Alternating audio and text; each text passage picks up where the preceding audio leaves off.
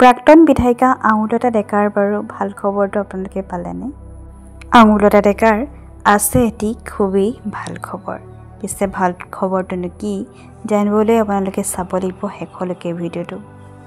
যোৱা কিছুদিন আগতে আপোনালোকলৈ এটি ভিডিঅ' মই প্ৰস্তুত কৰিছিলোঁ, যিটো ভিডিঅ'ত আপোনালোকে নিশ্চয় গম পাইছিল যে যোৱা কিছুদিন আগতে আঙুলতা ডেকাৰ জীয়ৰী নমামীৰ জন্মদিন আছিল আৰু সেই বিশেষ দিনটো তেখেতে বহুত বিশেষ কৰি তুলিছিল, যদিও নমামীৰ পিতৃ আকাশদ্বীপ ডেকা কাষত নাছিল। আৰু আজি আপোনালোকলৈ বুলি এটি ভাল খবৰ দিব বিচাৰিছোঁ। হয়, আঙুলতা ডেকাই ৰাজ্যিক মহিলা আয়োগৰ অধ্যক্ষা পদত নিযুক্তি লাভ কৰিলে। আৰু এই ভাল খবৰটোৰ বাবে তেখেতক পোনপ্ৰথমে আন্তৰিক অভিনন্দন জ্ঞাপন কৰিছোঁ। ৰাজ্যৰ মহিলা আয়োগৰ নিযুক্তি লাভ কৰি তেখেতে কয়, অসমৰ মানুহে মহিলা আয়োগ কি এতিয়া ভালদৰে জানিব।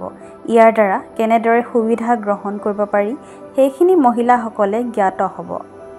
অসম মহিলা আয়োগৰ অধ্যক্ষ হিচাপে দায়িত্ব গ্ৰহণ কৰি এনেদৰে আঙুলতা ডেকাই মন্তব্য দিলে।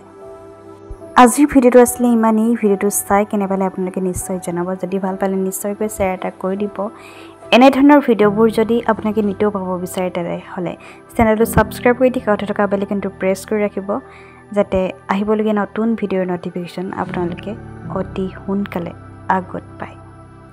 গতিকে আজিৰ ভিডিঅ'টোৰ পৰা বিদায় ল'লোঁ। Bye bye.